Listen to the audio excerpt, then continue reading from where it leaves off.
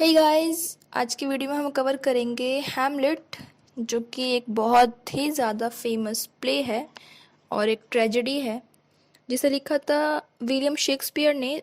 तो William Shakespeare को सभी जानते हैं, चाहे वो लिटरेचर के स्टूडेंट हो या ना हो, क्योंकि वो बहुत ही ज़्यादा फेमस थे। वो इसलिए क्योंकि उन्होंने हर एक चीज़ लिखी है। उन्होंने ट्रेजेडी लिखी है, प्ले, ड्रामा, पोइट्री, सोनेट, सब कुछ लिखा है और हर एक चीज़ में उन्होंने एकदम एक्सीलेंसी दिखाई है। तो इसीलिए बोला जाता है कि जो शेक्सपियर थे उन जैसा अब तक कोई हुआ नहीं है।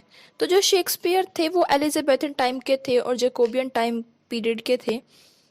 तो शेक्सपियर का जन्म हुआ था 23 अप्रैल 1564 में, और उनकी जो डेथ हुई थी वो हुई थी 23 अप्रैल 1616 में। तो इनके बहुत सारे प्लेज हैं और इनके कुछ बहुत ही फेमस प्लेस है, जैसे कि हैमलेट है, मैकबेथ है, ओथेलो है। तो आज हम हैमलेट को कवर करेंगे। अब हैमलेट इतना ज़्यादा फेमस प्ले है, ट्रेजेडी प्ले है, कि इसके ऊपर हमारी बॉलीवुड की एक मूवी भी बनी हुई है, हैदर। तो ये जो प्ले है ये लिखा गया था और या फिर परफॉर्म हुआ था सबसे फर्स्ट टाइम पे 1602 में, और ये पब्लिश हुआ था रिटन फॉर्म में 1603 में, या फिर 1604 में इसका एक रिवाइज्ड वर्जन आया था वो। तो इसमें ये सबसे पहले देखते हैं कि ये है क्या, कि एक रिवेंज प्ले है और एक ट्रेजेडी प्ले है। तो रिवेंज उस टाइम पे बहुत ज़्यादा फेमस जॉनर था। जो जॉनर थी रिवेंज प्ले लिखने की, वो बहुत ही ज़्यादा फेमस थी एलिजाबेथन टाइम पे और जैकोबियन टाइम पे। तो ये भी उसी चीज़ में लिखा गया है, उसी फॉर्म में लिखा गया है। तो इसमें कुछ मेन मेन कैरेक्टर्स हैं, उसे हम पहले देखेंगे। इसमें बहुत सारे कैरेक्टर्स हैं, लेकिन हम जो मेन कैरेक्टर्स हैं उनको देखते हैं। तो इसमें है हैमलेट, जो कि ट्रेजिक हीरो है, जिसके फादर की डेथ हो गई है और अब वो अपने फादर की डेथ का रिवेंज लेना चाहता है। अब बात आती है क्लॉडियस की। तो क्लॉडियस इसके अंकल हैं, इसके चाचा हैं, जिन्होंने इसके फादर को मार दिया था और अब वो वहाँ का डेनमार्क का राजा बन गया है। और इसने जब इसके फादर को मारा था तब इसने इसकी वाइफ को, मतलब कि जो इसके भाई की वाइफ थी, क्लॉडियस ने अपने भाई की वाइफ से शादी कर ली थी, जिसका नाम है क्वीन गर्ट्यूड। और अब बात आती है, एक पर्सन है, एक चैम्बरलिन है, लॉर्ड ऑफ चैम्बरलिन डेनमार्क का, जिसका नाम है पोलोनियस। उसकी एक बेटी है ओफेलिया, जिसे हैमलेट प्यार करता है, उसे पसंद करता है। और एक उसका भाई है लाट्रेस। और एक है होरेशियो, जो कि हैमलेट का बहुत अच्छा फ्रेंड है, वो हमेशा से साथ रहे हैं और प्ले के एंड तक वो हमें दिखाई देता है। तो जो स्टोरी है वो स्टार्ट होती है, सबसे पहले तो इसकी सेटिंग रखी गई है डेनमार्क में। और ये स्टार्ट होती है कि जो कुछ गार्ड्स हैं, जो डेनमार्क का जो किला है उसके जो गार्ड्स हैं, वो एक भूत को देखते हैं, एक घोस्ट को देखते हैं कि वो किले की दीवारों के आसपास घूम रहा है। अब जब ये देखते हैं कि वो घोस्ट है, तो इन्हें पता चलता है, उसे पहचान लेते हैं कि जो भूत है ये तो हैमलेट के फादर का डेथ है, हैमलेट के फादर का घोस्ट है जिसको मार दिया गया है। तो ये बात ये बताने के लिए जाते हैं होरेशियो के पास, होरेशियो जो कि हैमलेट का फ्रेंड है। और जब ये जाके उसे बताते हैं तो जो होरेशियो है ये बहुत ही ज़्यादा शकी किस्म का इंसान है, ये किसी भी चीज़ को बिलीव नहीं करता। तो ये सोचता है ये खुद जाकर उस भूत से मिलेगा, उसको देखेगा, और जब ये जाके देखता है तो इसे यकीन हो जाता है कि वो जो भूत है, वो जो घोस्ट है, वो हैमलेट के फादर का ही है। अब जो गार्ड है और जो होरेशियो है, जो उसका फ्रेंड है, दोनों ही जाते हैं हैमलेट के पास ये बताने कि उन्होंने उसके फादर के घोस्ट को देखा है। अब जो हैमलेट है, जब उसे पता चलता है कि उसके फादर के घोस्ट को देखा गया है, तो वो जाता है उस घोस्ट से मिलने के लिए। और ये जो घोस्ट है, उसके फादर का जो भूत है, वो उसे बताता है हैमलेट को कि कैसे उसके जो चाचा है क्लॉडियस, उसने उसे मार दिया, धोखे से मार दिया, और धोखे से मारने के बाद उसने जो उसकी पत्नी थी गर्ट्रूड, उससे शादी कर ली और डेनमार्क की राजगद्दी पर बैठ गया, डेनमार्क का राजा बन गया। यहाँ तक बात इतनी होती है। अब जो हैमलेट है वो सोचता है कि ये जो भूत ने उसे कहानी बताई है ये सच है या झूठ है, लेकिन उसे पता नहीं है। वो जो उसका घोस्ट था उसके फादर का, वो उसे बोलता है कि उसे इसके लिए रिवेंज लेना है, उसे अपने चाचा को मारना होगा, उसे बदला लेना होगा। लेकिन वो बदला तो तब लेगा जब उसे इस चीज़ को कंफर्म होगा कि जो क्लॉडियस है उसने सच में उसके फादर को मारा है या नहीं। तब वो क्या करता है, इस चीज़ का पता लगाने के लिए वो ये सोचता है कि वो जब तक उसे इस चीज़ का कंफर्म नहीं हो जाता कि उसके चाचा ने उसे मारा है या नहीं मारा है, तब तक वो सोचता है कि उसे मारने का जो प्लान है उसे पेंडिंग में रखे। और अब वो पागल होने का ड्रामा करने लग जाता है। वो मैडनेस का ड्रामा करता है, कभी सुसाइड करने की कोशिश करता है, कभी कुछ करने की कोशिश करता है, लोगों को ये बिलीव दिलाता है कि वो मैड हो गया है, वो पागल हो गया है। अब जो पोलोनियस है जो कि दरबारी है इनके राजमहल में, और जो ओफेलिया का फादर है, उसे लगता है कि जो हैमलेट की हालत है वो इसलिए है क्योंकि वो ओफेलिया से प्यार करता है और उसके प्यार में पागल हो गया है। अब ऐसा होता है कि जो पोलिन नजर रखना शुरू कर देता है, उसकी जासूसी करने लग जाता है। और जो क्लॉडियस है जो उसका चाचा है, उसे भी लगता है कि जो हैमलेट है इस पे उसे शक होता है कि ये सच में पागल है या नहीं है, और पता नहीं ये उस चीज का ड्रामा कर रहा है। तो वो क्या करते हैं, वो क्लॉडियस और जो उसकी वाइफ है अब जो रानी गर्ट्रूड है, वो दोनों मिलकर उसके दो दोस्तों को बुलाते हैं, हैमलेट के दो दोस्तों को बुलाते हैं और कहते हैं कि तुम हैमलेट पर नजर रखो और नजर रखो, उसकी जासूसी करो। लेकिन अब यहाँ पर क्या होता है, जो हैमलेट है वो एक प्ले तैयार करता है, जैसे कि थिएटर में प्ले परफॉर्म किए जाते थे, उसी तरीके से प्ले के कुछ लोगों को लेके आता थिएटर्स के, और एक प्ले परफॉर्म करता है बिल्कुल वैसे ही जैसे कि उसके घोस्ट ने, उसके फादर के घोस्ट ने, भूत ने उसे बताया था कि कैसे उसने उसे धोखे से मार दिया और उससे शादी कर ली। तो वो इन सारी चीज़ों को समराइज करता है और प्ले में एक्ट करता है। वो सोचता है कि अगर इस एक्ट को देखते देखते जो उसका चाचा है क्लॉडियस, उसके एक्सप्रेशन देख के पता चल जाएगा कि उसने उसे मारा है या नहीं मारा है। लेकिन जैसे जैसे प्ले आगे बढ़ता है और जब मर्डर का सीन आता है, जब और मर्डर का सीन आने से पहले ही जो क्लॉडियस है वहां से उठकर चला जाता है। तो यहाँ पर पता चल जाता है हैमलेट को कि जो क्लॉडियस है उसने सच में उसके फादर का धोखे से खून किया था और अब शायद वो गिल्टी है और इसीलिए वो वहां से उठ कर गया। ये सब चीज़ें यहाँ पर होती हैं। अब जो रानी गर्ट्रूड है जो कि हैमलेट की माँ है, वो हैमलेट को मिलने के लिए बुलाती है अपने रूम में। जब हैमलेट अपनी माँ से मिलने जा रहा होता है तो वो देखता है कि जो क्लॉडियस है अपने रूम में अकेला है। तो वो सोचता है कि अब उसे कंफर्म भी हो गया है कि क्लॉडियस ने उसके बाप को मारा भी है और ये एक अच्छा मौका है उसे मारने का, क्योंकि अभी उसके पास कोई हथियार नहीं है। लेकिन वो उसे नहीं मारता ये देखकर कि वो अभी प्रेयर कर रहा है, और अगर वो प्रेयर करते हुए उसे मारेगा तो जो उसकी आत्मा है वो सीधे हेवन में जाएगी।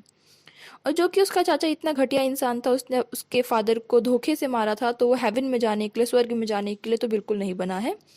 तो वो उसे उस टाइम पे छोड़ देता है कि वो इसे कभी और मारेगा, और वो अपनी माँ से जाके मिलता है।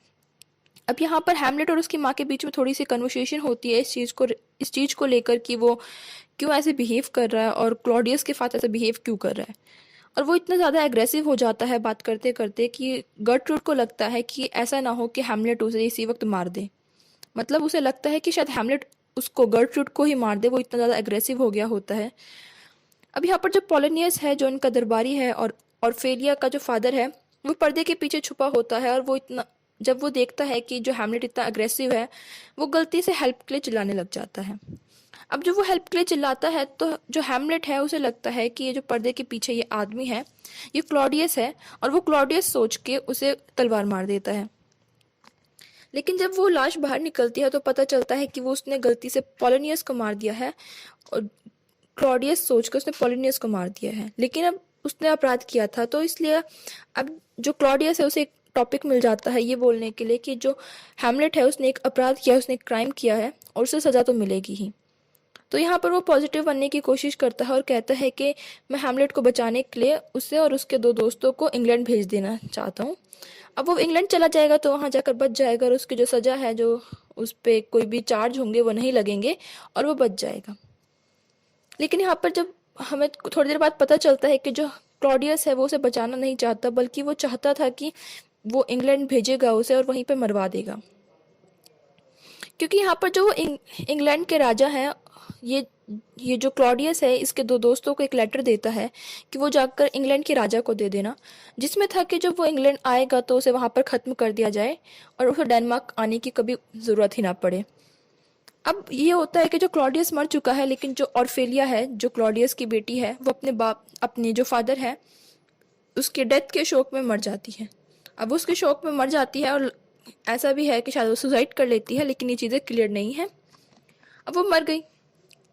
अब जो इसका भाई था, ऑर्फेलिया का जो भाई था और पोलोनियस का जो एक बेटा है लेट्रिस, वो फ्रांस से वापस आ जाता है। जब उसे पता चलता है कि उसके फादर की डेथ हो गई और जो उसकी सिस्टर है ऑर्फेलिया वो भी मर गई है, तो वो वहाँ से वापस आ जाता है और वो बदला लेना चाहता है हैमलेट से। अब जो क्लॉडियस है वो देखता है कि जो लेट्रिस है वो बदला लेना चाहता है, तो वो भड़काना शुरू कर देता है कि हाँ ये सारी चीज़ें हैमलेट ने करी हैं और उसने तुम्हारे फादर को मार दिया जानबूझकर धोखा से।